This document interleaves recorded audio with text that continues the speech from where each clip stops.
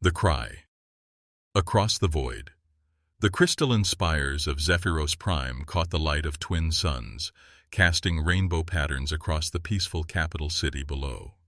For 3,000 years, the Zephyrian Empire had stood as a beacon of harmony in the galaxy, their crystal-based technology allowing perfect communication across 47 star systems.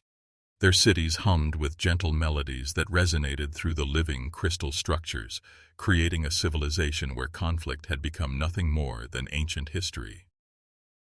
Elder Thyra stood in the highest observatory of the Grand Spire, her translucent blue form shimmering as she reviewed the morning reports from across their territory. Trade flourished between worlds, scientific discoveries advanced their understanding of the universe daily, and their population grew in perfect balance with their resources.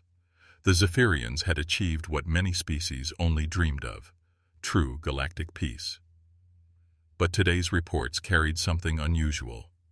Deep space monitoring stations on the rim worlds had detected massive energy signatures moving through the void between galaxies. The readings were unlike anything in their extensive databases, not natural phenomena, not known technology, but something else entirely, something that moved with purpose through the empty darkness. Elder Thyra, called Kess, her young assistant, his crystal form flickering with excitement. The archaeology team on Ruin World 7 has made a breakthrough with the ancient inscriptions. They've decoded another section of the warnings. Thyra's attention shifted to the holographic display as the translated text appeared before her. The ruins scattered across their territory had puzzled Zephyrian scientists for centuries. Built by some unknown civilization that had vanished without trace, they contained warnings written in multiple languages, speaking of something called the hunger that moved between galaxies, consuming everything in its path. The hunger comes not as conqueror but as consumer, the translation read. It speaks of peace while preparing for feast. When the shadow fleet darkens your suns, remember this truth. They have crossed the void between stars, not seeking territory but sustenance. Every world becomes fuel for their endless journey. Beware the gifts that adapt. Beware the peace that precedes consumption. A chill ran through Thyra's crystalline form as she processed the implications. The energy signatures detected by their rim stations were approaching from the same trajectory the ancient warnings had predicted. After millennia of dismissing the ruins as mythology, the Zephyrians were about to discover that some legends were memories. 3 days later, the first ships appeared in their outer system. They emerged from hyperspace with a grace that spoke of advanced technology, their hulls a strange fusion of organic curves and mechanical precision. The vessels themselves seemed alive, pulsing with bioluminescent patterns that suggested intelligence beyond simple automation. When they transmitted their greetings, their message came in perfect Zephyrian. Peaceful children of the crystal worlds, the transmission began. We are the Shadow Fleet, voyagers from distant galaxies seeking knowledge and cultural exchange. We come bearing gifts of technology that will revolutionize your understanding of the universe. Grant us permission to approach your worlds so we may share in the joy of first contact. The Zephyrian Council convened an emergency session to discuss this momentous occasion. First contact with an intergalactic civilization was beyond their most optimistic projections. The Shadow Fleet's offer of technological exchange aligned perfectly with Zephyrian values of peaceful cooperation and mutual advancement. Elder Thyra found herself the lone voice of caution. The timing of their arrival, so soon after decoding the ancient warnings, seemed too coincidental to ignore, but her concerns were overruled by the excitement of her fellow council members, who saw this as the greatest opportunity in their species' history. The Shadow Fleet was granted permission to establish contact stations on the outer worlds of 3 different systems. They arrived with ceremony and celebration, presenting gifts of technology that seemed miraculous even to the advanced Zephyrians. Devices that could manipulate matter at the molecular level, energy sources that appeared to violate thermodynamic laws, and most impressive of all, adaptive systems that learned and improved themselves with each use. For 6 months, the exchange proceeded peacefully. Shadow Fleet representatives walked through Zephyrian cities, their biomechanical forms blending seamlessly with the crystal architecture. They spoke of their long journey between galaxies, of worlds they had visited, and civilizations they had learned from. Their gifts continued to arrive, each more wondrous than the last. But Thyra noticed details that troubled her. The Shadow Fleet never spoke of their home galaxy, or showed images of their origin worlds. Their adaptive technology seemed to study Zephyrian systems with an intensity that went beyond curiosity. Most disturbing of all, subtle changes had begun appearing in the worlds where they had established their stations. Crystal formations grew differently, displaying patterns that resembled Shadow Fleet hull configurations. Local wildlife exhibited new behaviors, as if responding to influences invisible to Zephyrian senses. The truth revealed itself on a day when Zephyrus Prime's twin suns should have risen in peaceful dawn. Instead, they were blocked by the vast shadows of 1,000 ships' material, gazing in orbit. The Shadow Fleet had returned in force, and their message was no longer one of peace. Children of crystal worlds, their communication resonated through every receiver on the planet. Your hospitality has been recorded and catalogued. Your technology has been analyzed and integrated. Your biological distinctiveness has been assessed and found suitable for consumption. The peaceful phase of our interaction is now complete. Prepare for harvesting. The first attacks came simultaneously across 17 star systems. Shadow Fleet vessels descended upon Zephyrian worlds with weapons that adapted to each defense thrown against them. Energy shields that had protected cities for millennia crumbled under fire that learned to match their exact frequencies. Crystal-based weapons found themselves neutralized by hulls that evolved resistance with each impact. The Zephyrian Defense Force, designed for protection against natural disasters and the occasional pirate raid, proved utterly inadequate against an enemy that had spent eons perfecting the art of consumption. Their ships moved like living things, coordinating attacks with an intelligence that suggested hive-mind communication. Worse yet, every defensive measure the Zephyrians deployed seemed to make their enemies stronger. Elder Thyra stood in the command center of the Grand Spire, watching holographic displays show the systematic destruction of everything her people had built. 17 worlds had gone silent in the first wave of attacks. The remaining 30 systems were reporting massive Shadow Fleet formations approaching their borders. "Elder," reported Commander Zeth, his crystal form dim with despair, "the outer colonies are requesting permission to attempt negotiation with the Shadow Fleet. Perhaps if we offer complete surrender, they might spare some of our population." Thyra's form pulsed with bitter understanding as she watched the tactical displays. The Shadow Fleet wasn't conquering their worlds, they were consuming them. Entire cities were being broken down at the molecular level and absorbed into the growing mass of the fleet itself. This wasn't war as civilized species understood it. This was harvesting. "There will be no negotiation," she declared, her voice resonating through the command center. "The ancient warnings were clear. The Shadow Fleet doesn't seek conquest or slaves. They seek raw material to fuel their journey to the next galaxy. Every world they take makes them stronger for the next consumption." The desperate hours that followed saw the Zephyrian Empire's leaders grapple with a reality their peaceful nature had never prepared them for. Their civilization had evolved beyond warfare, developing diplomatic solutions for every conceivable conflict. But the Shadow Fleet represented something beyond conflict. They were a natural disaster with intelligence, a force of nature that consumed civilizations the way storms consumed islands. As reports continued to stream in of worlds going dark and populations vanishing into the Shadow Fleet's biomechanical maw, Thyra made a decision that violated every principle of Zephyrian foreign policy. She ordered the activation of the deepest archives, the classified files that contained information deemed too dangerous for general knowledge. The quarantine zone files painted a picture of a star system that had been isolated by galactic consensus for over a century. Sol System, home to a species that had developed along military lines rather than diplomatic ones.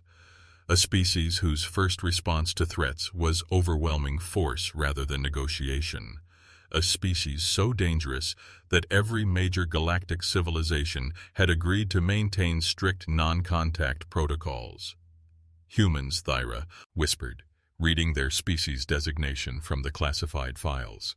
The reports described beings who had turned warfare into a science, who had survived planetary conflicts that would have destroyed more peaceful civilizations.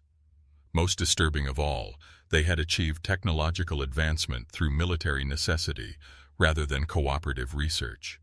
The files contained fragments of intercepted human transmissions, showing a species that maintained massive military forces even in peacetime, that prepared for threats that might never come, that viewed violence as a necessary tool rather than a moral failure.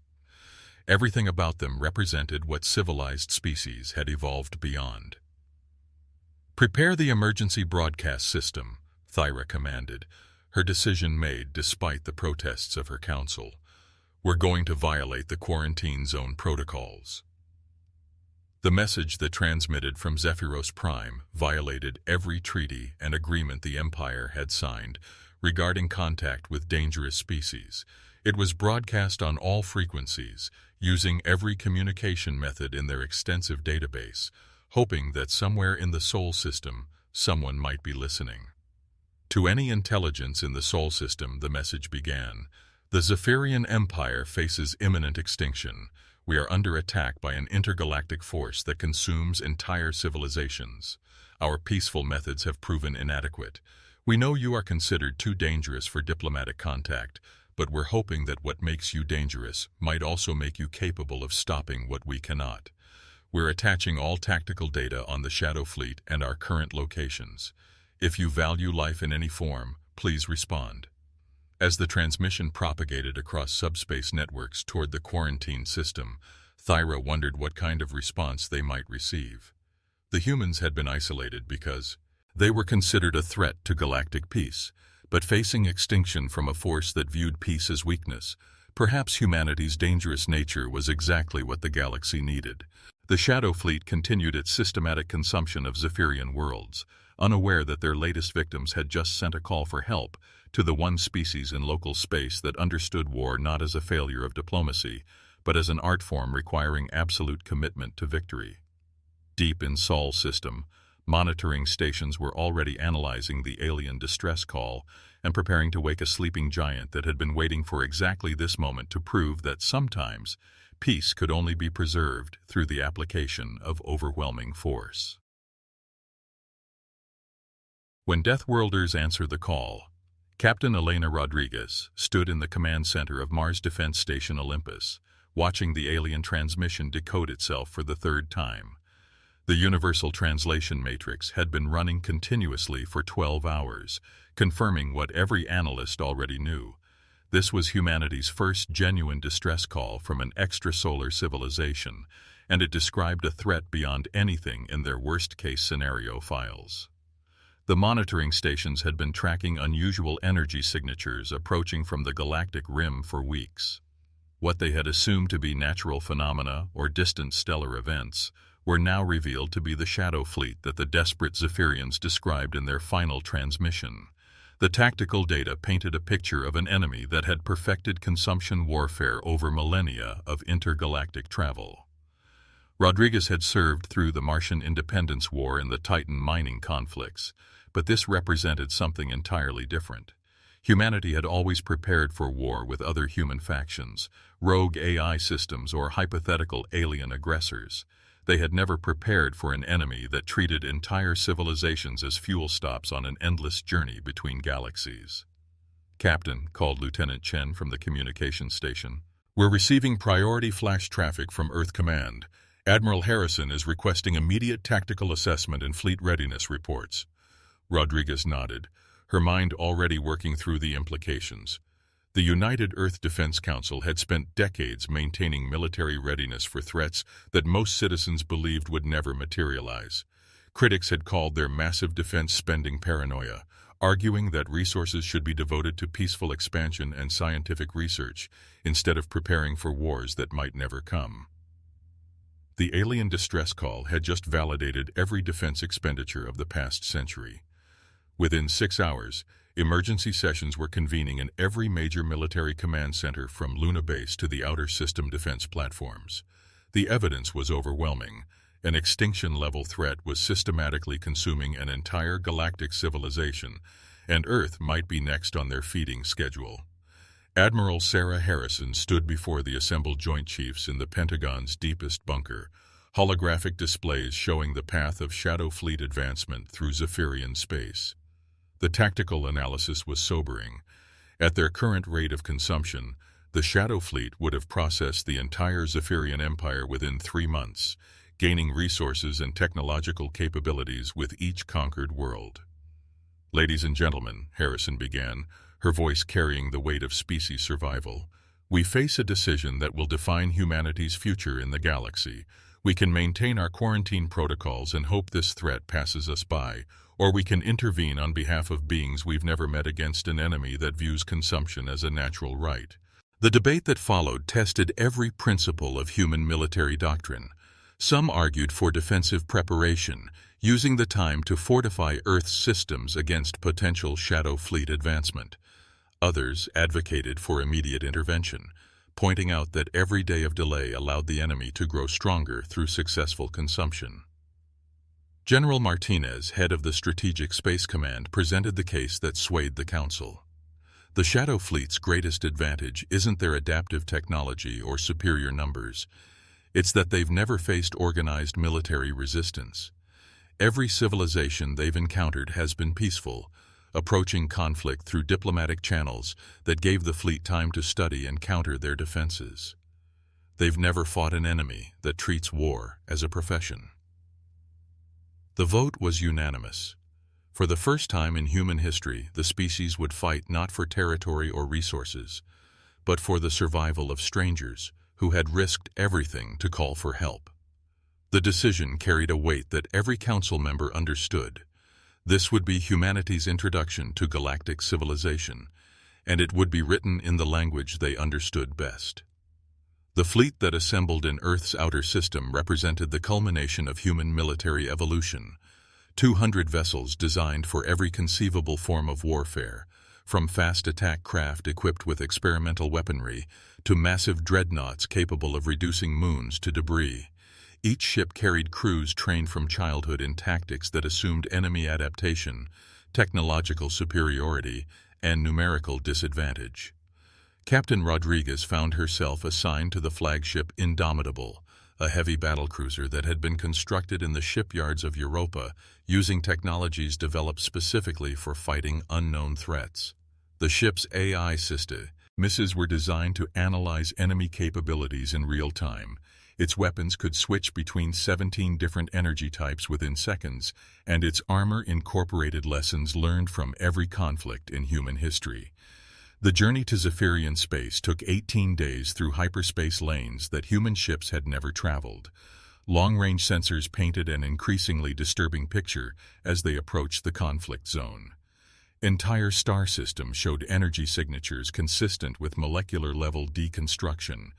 Worlds that had supported billions of lives now registered as barren rock, stripped of everything including atmosphere.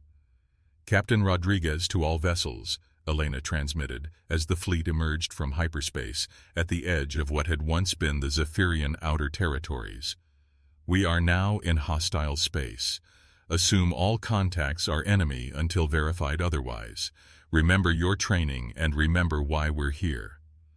The first Shadow Fleet scouts appeared within minutes, their biomechanical forms immediately beginning adaptation protocols as they encountered human energy signatures.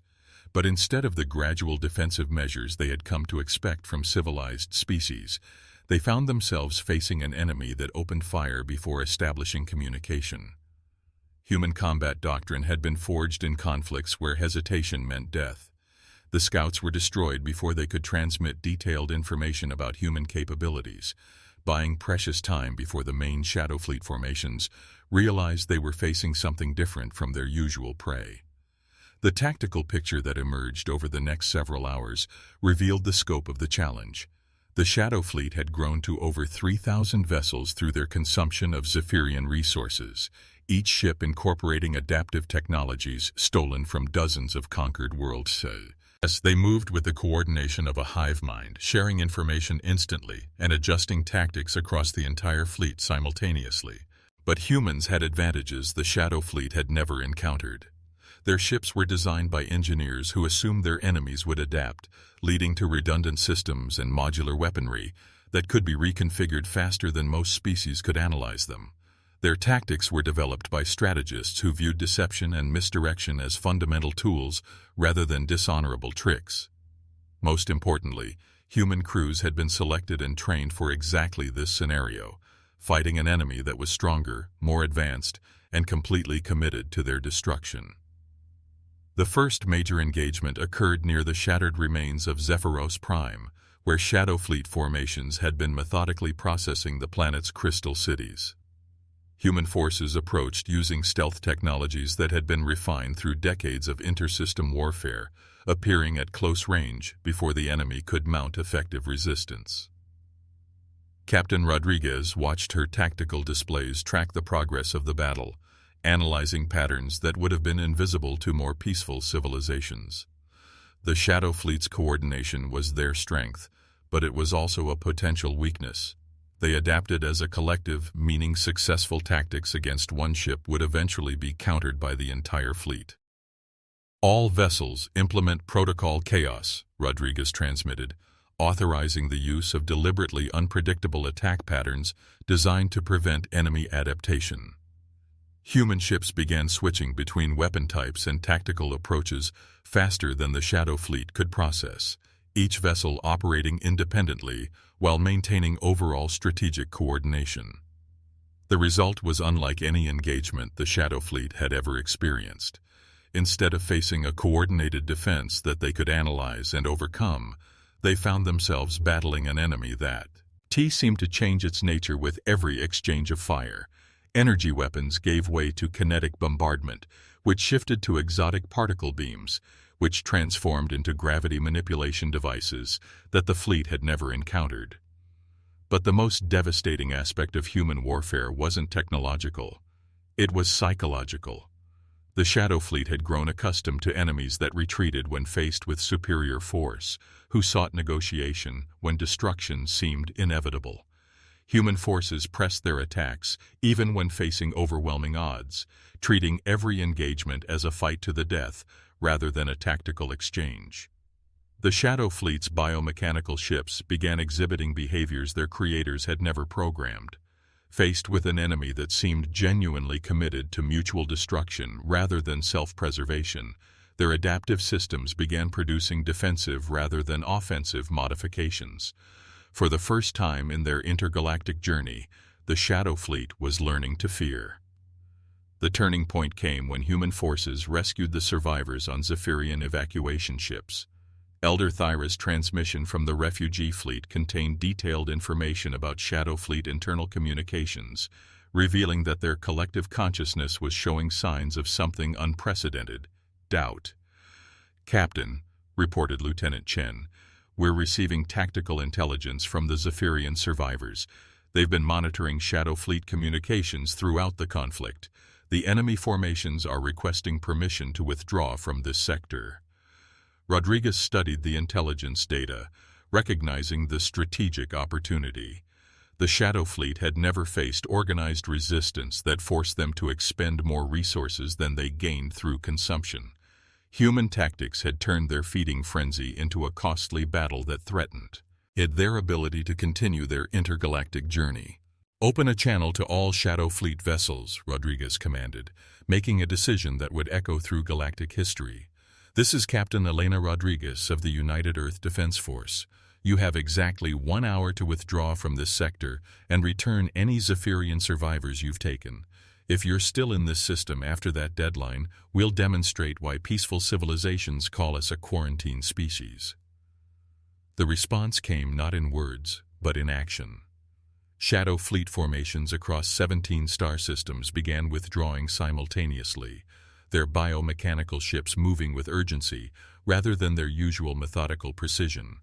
In their wake, they left emergency pods containing thousands of Zephyrian survivors, along with massive data packages containing technological information they had gathered from other consumed civilizations.